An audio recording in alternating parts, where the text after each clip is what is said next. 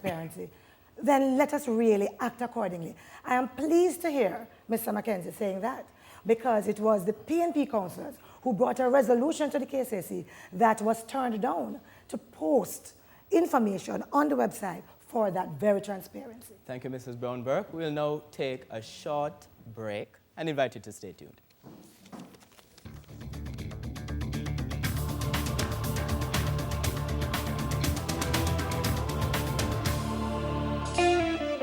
Now this one is called All About the Music.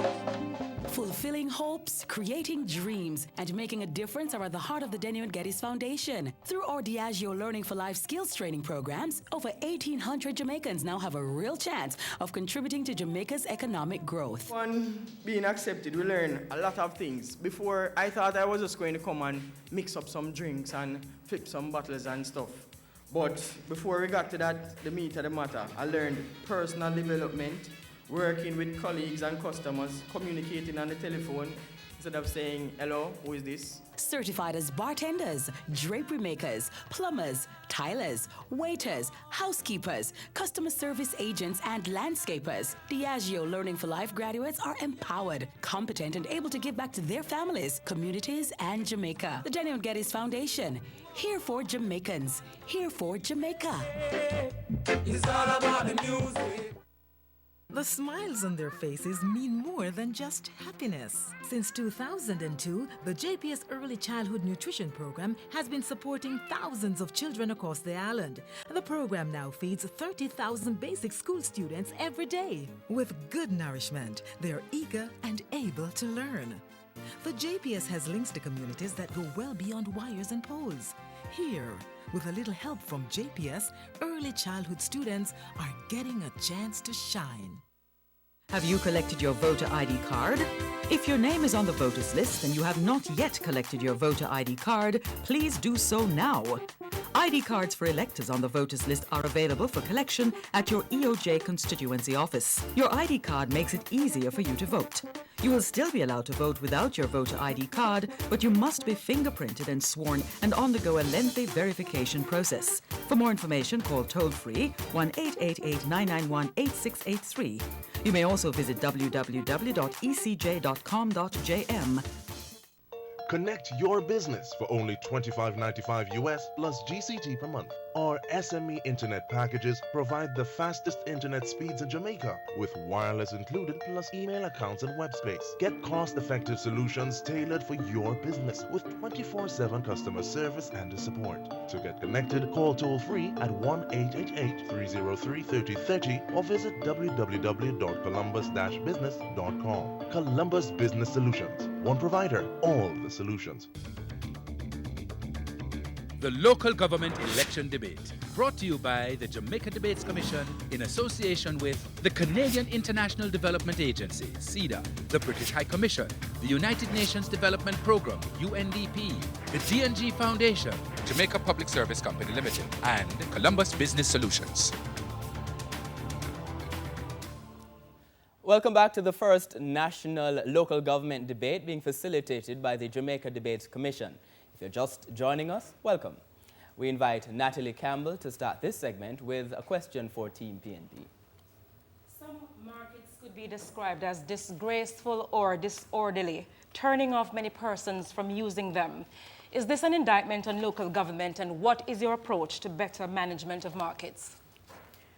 We must admit that we are operating some very archaic facilities and that they are not in the conditions that we would want our vendors and purchasers to be operating in. What we must do, however, is to focus on how we can upgrade these particular facilities, at the same time making them more efficient and actually converting them to profit centers. And some of the ways we could do this by putting in solar panels and harvesting of water, rainwater. Globally, markets are tourism centers and attraction, and we aim to make Ocherius and Montego Bay these types of markets. We need to identify areas where new facilities can be constructed. And already, Portmore will be beneficiary of one of these new markets. Private and public partnerships will also be sought in the way forward. Thank you, Mayor Ramsey. A rebuttal now from Team JLP. We recognize that markets need to be attended to. And consequently, under the Jamaica Labour Party, we, over recent time, refurbished 8 of our markets, Buff Bay, Constant Spring, Orocabessa, St. Anne, and others. And these are now better places for the people to do business. We recognize that the markets are archaic. We recognize that the design of the market are such that the people do not want to occupy many of the markets. And we intend changing that to make the markets more friendly.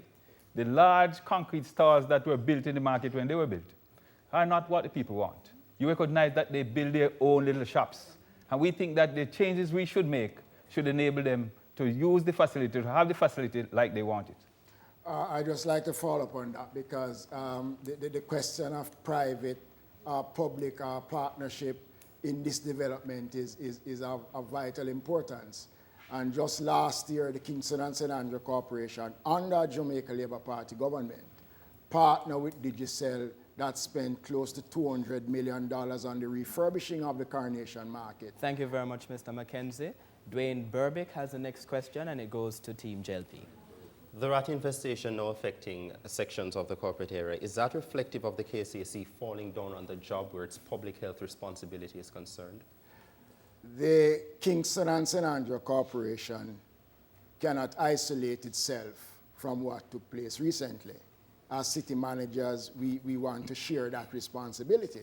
But if the truth be told, it is because of the practice of the new government where the senior managers at the National Solid Waste Management Authority, it is lack of proper garbage collection that has contributed to what has taken place in the corporate area. Never in the history of Jamaica as an educational institution has to be closed because of rat infestation. As I speak, there are several areas of the corporate area, and I believe I share the views of my colleagues across the country where garbage has not been collected for a number of months now. Because one, some of the contractors don't know where they are going. Some contractors cannot be paid. It also speaks to the question of the separation of the services of public health and the local authorities. While the mayors are chairmen of the local board of health, those functions are separate and apart from the local authorities. And in this new dispensation of local government, that is one of the services that needs to be returned to the local authority where you marry both at the same time. Thank you, Mr. Mackenzie. A rebuttal now from Team PNP. Mr. Mackenzie well knows that millions of dollars were owed to contractors of the NSWMA. Notwithstanding, we have a culture of the way we dispose of garbage.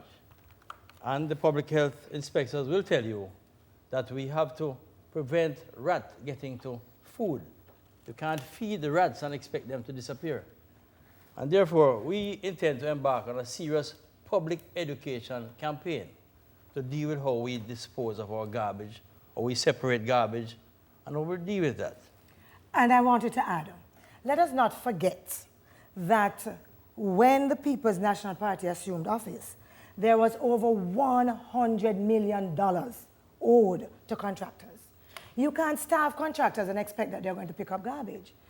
And it is the garbage left and piled up that provides the food for the rats that then create the problem that we have.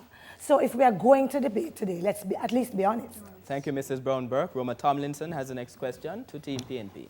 Speaking of garbage, as was just mentioned, specifically, if Team PNP, if you win at the elections, can you tell us specifically what you are going to be doing to improve on the garbage situation?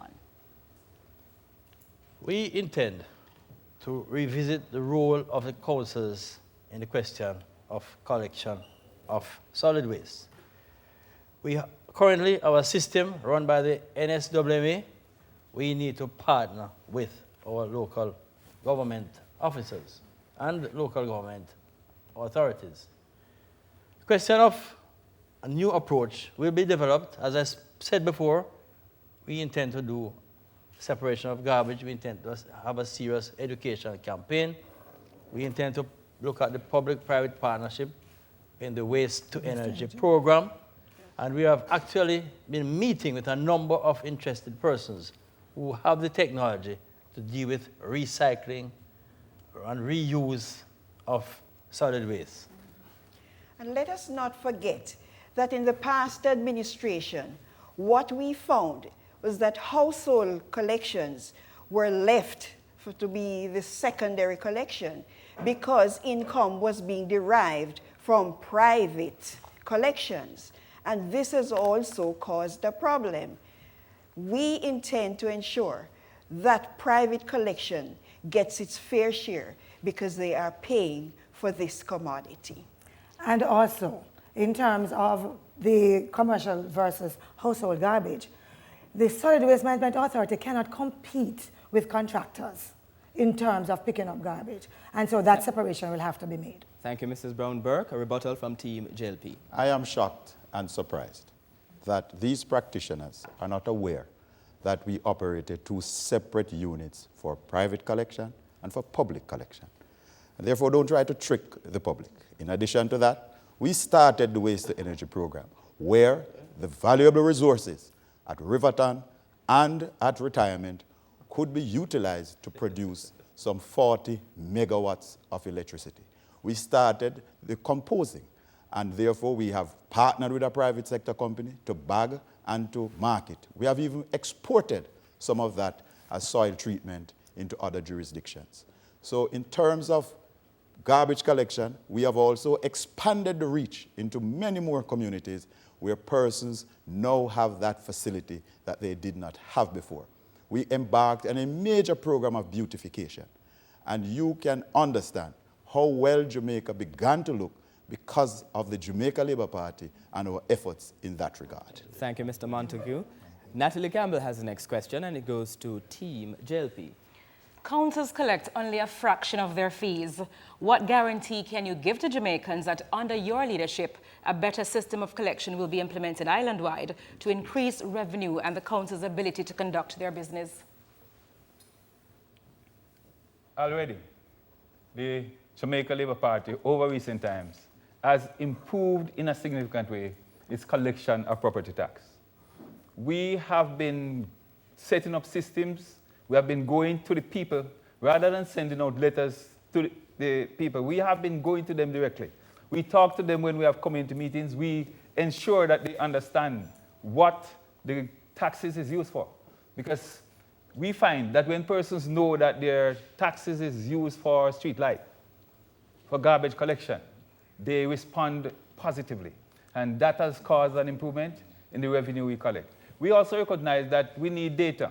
And we have been collecting data and businesses. We are now in a better position to access and to make approaches to individuals who ought to pay taxes, the business taxes. We have database now, and all the businesses in our parishes. That should enable us to collect more of our taxes from the users, from the business persons. And just a quick follow-up. The local government system presently don't need to depend solely on central government for survival. In the case of the Kingston and St. Andrew Corporation, there are over 20,000 traders who earn an average of $500,000 annually, who is required to pay $5,000 a year. That would put over $200 million in the revenue corner of the local authorities. But what you need is the support to get those revenues. Thank you, Mr. Mackenzie. Rebuttal from Team PNP. While we can admit to increase in collection of revenue from these sources, we must admit that the system is faulty. We do not have the regulations that will back us. There is no teeth in the law. And added to this, we have seen where there are selective people who do not pay tax. They live around the corner, and time after time they are overlooked. The system must be that if you are required to pay tax, you must pay your taxes.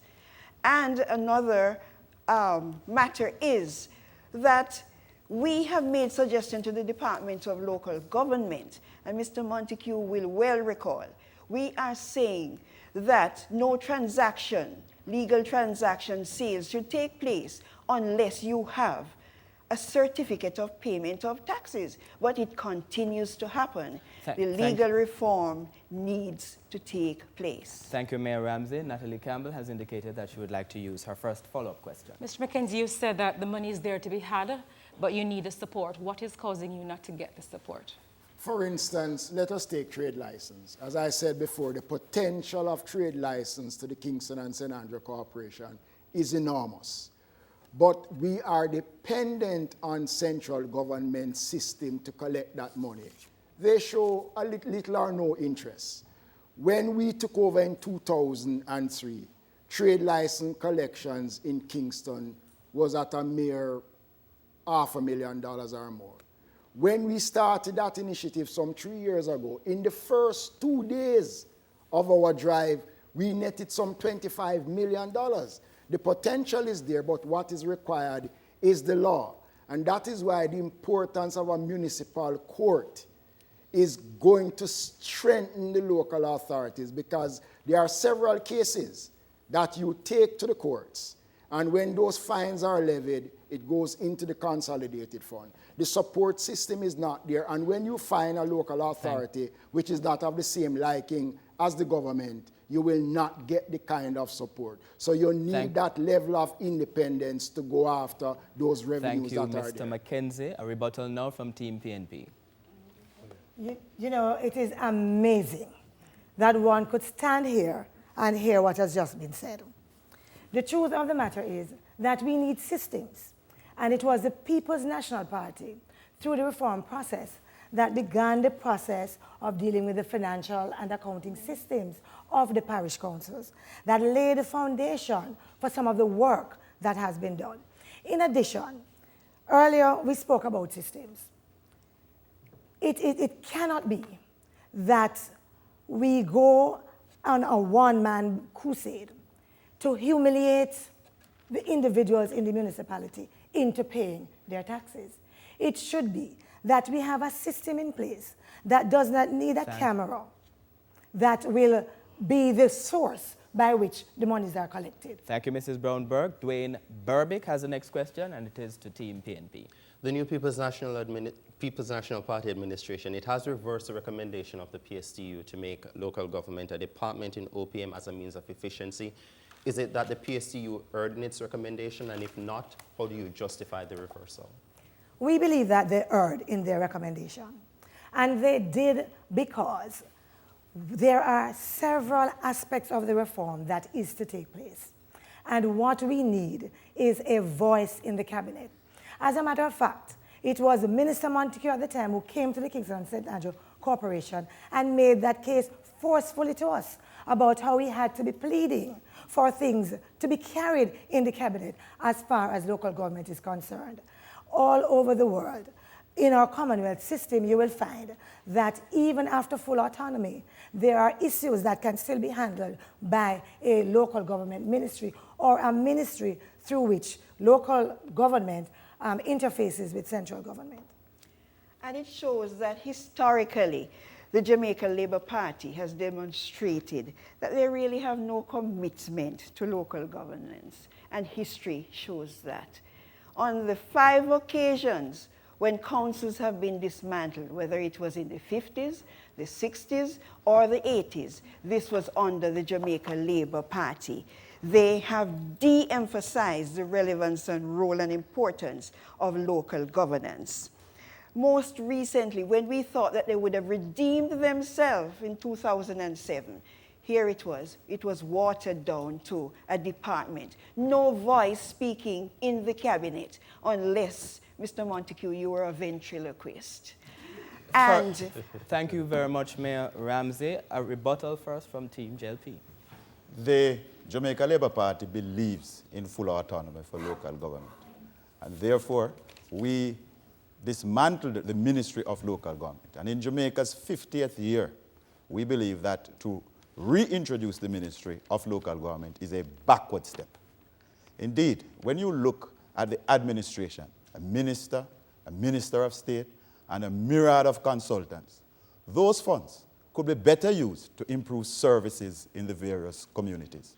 If our local government achieve full autonomy and independence, there is no need for local government to have a seat in the cabinet because they will be running their own affairs and they will be independent, they will raise their own funds, and the laws will protect them. And that is why we are pushing for full autonomy for local government. And the Jamaica Labour Party does not believe in inefficiencies, and we take them out of the system wherever they occur. Thank you, Mr. Montague. Dwayne Burbick has indicated that he'd like to use his first follow-up question. The reintroduction to ministry status, it has come with somewhat of an expense on the public purse at a time when we're trying to cut the public sector wage bill. The recommendation under the fiscal legislation, the fiscal responsibility legislation, is to bring it within 9% of GDP by 2015-2016. Isn't that a step back where achieving that goal is concerned?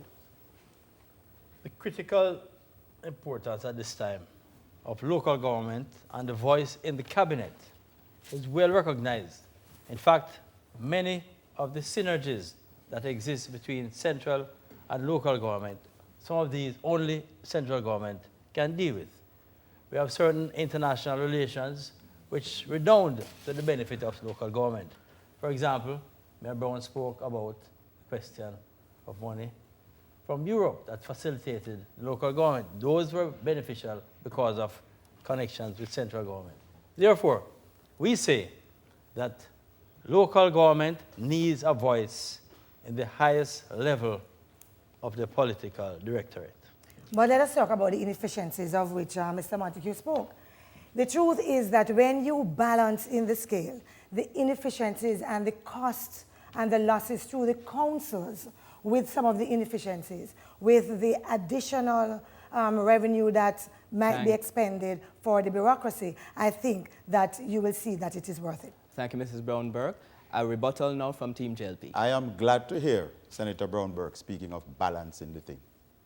But in that vein, I will ask Mayor Mackenzie to continue the response. You know, I hear the Minister Scott spoke about the fact that funding was made available because of the program of reform. You're wrong. That was an initiative that was started under the Jamaica Labour Party. It was the Jamaica Labour Party mayors that went out and got that done. But I just want to get back to the point you made, Mayor Ramsey, about the Labour Party closing down local government and removing the service. I hope you were around when former Minister Bertram even went further than what we had on the table. He wanted regional councils. Thank you very much, Mr. Mackenzie. Roma Tomlinson has the next question to Team JLP. The upcoming local government elections are set to cost some $900 million, perhaps more, some persons believe. And given the challenges with the public purse, there are some who are advocating that the general elections and local elections be held at the same time to minimize some costs. What are your views? Is that something you would support? The Jamaica Labour Party in the reform process believes that the term for the local government councillors should be increased from 3 to 4 years. The term for the parliament is 5 years. So immediately they would have a problem in aligning the laws. And therefore, if you have that problem, we would have to sit down as a nation to decide whether we are going to extend the councillor's term to 5 years or we are going to reduce the parliamentary term to 4 years. Mayor. The Jamaica Labour Party is of the firm view that the difficulty we have with having the elections at the same time is the mere fact that it will be pretty cumbersome. However, as far as cost is concerned, if there is a gain to be made from having it at the same time, we have no difficulty with that. Thank you, Mr. Montague. A rebuttal first from Team PNP. You know, the truth of the matter is that we could always claim the fiscal space as a reason not to do anything. And so, for example, if we hire more teachers, we are going to increase the public purse, so let's close schools. I think the real question that Jamaica needs to answer is whether or not there is a role for the local authorities and whether or not local governance is something that we want to invest in. I think once we answer that question, it will be very, very clear to us as to whether or not we would want to twin those two elections. Because certainly what you're going to have is a de-emphasizing of the importance of local government and local governance. We are already challenged in terms of the public education that needs to take place, and therefore I believe a move in that direction would not be one that we would want to see happen. And it is not by chance that every time the People's National Party forms the government that we see that civil society is far more vocal and active. And it is because Thank you very they much, don't Mayor feel threatened. Ramsey. Roma Tomlinson has indicated that she would like to use her second follow-up question. Councillor Brown said that one of the reasons why you may not be in favor of the two elections being held at the same time is because it would be cumbersome. How would that be so? Okay. Even at this stage, when we have one election on election day, you recognize that in many instances, at 7 o'clock in the evening, there are still people in the polling stations. You recognize that if we expand that to have persons vote for local authorities and the central authority at one time, we might end up being there at midnight. I'm suggesting that we are getting ready for it. I don't think we are yet ready for it. Indeed, we also believe that the importance that must be attached to the local authorities, it should be separate. The Jamaica Labour Party believes that local government is a separate sphere of government from central, and therefore we believe in providing it with its independent legislation and its independent streams of revenue, and also to build the capacity within the system to make it separate, because it's a government that is closer to the people. It is the government that delivers to the people, and it's the government of the people. It is the government that is all-embracing. A rebuttal from Team PNP. I don't think that it is necessarily so, because in developed countries you have elections taking place for a number of positions on the same day. I do not see that electing two sets of government personnel on the same day can affect anything. So I cannot agree that holding them on the same day makes that difference. And the position enunciated by Mrs. Ramsey is absolutely true, which is why I come back to the question. The question is not whether you have one or two elections together. The question is the role of local governance and whether or not it is important enough for us to hold it separately, focus there, so that the tribal system that we have would recede and people would focus on the local government reps. Thank you, Mrs. Brown-Burke. Natalie Campbell has the next question to Team PNP. This is not the first time that Jamaicans have heard about having local government entrenched in the Constitution. What assurance can you give tonight that this will move from promise to reality? Well, as you know, our Prime Minister was once champion in local government. Therefore, we have a commitment at the highest level to ensure that those regulations that we have developed, all programs and plans, will be advanced on the platform of local government. And let us add to that. In 2007, the People's National Party took to the Parliament, again, the Nettleford Report, where a number of these issues had already been agreed. In point of fact, in 2007, it was Mr. Golding who promised that in 2 years, all of this would have been behind us. And even though some of the laws went to Cabinet, it has languished at the very least for 2 years with nothing happening. It is not by accident, therefore, that we have placed in our manifesto a commitment to the people of Jamaica that beginning in our 50th year, we are going to advance that agenda for entrenchment. A rebuttal now from Team JLP. Indeed, on the issue of having both elections, I hear two different positions from Team PNP, but be that as it may. With regards to the entrenchment of local government, They do the talk, we do the work. We have drafted that amendment. It is there with the Attorney General and forms a part of the overall amendments to the Jamaican Constitution. We have done all the work on the strategic laws, and we await Cabinet instructions for drafting. We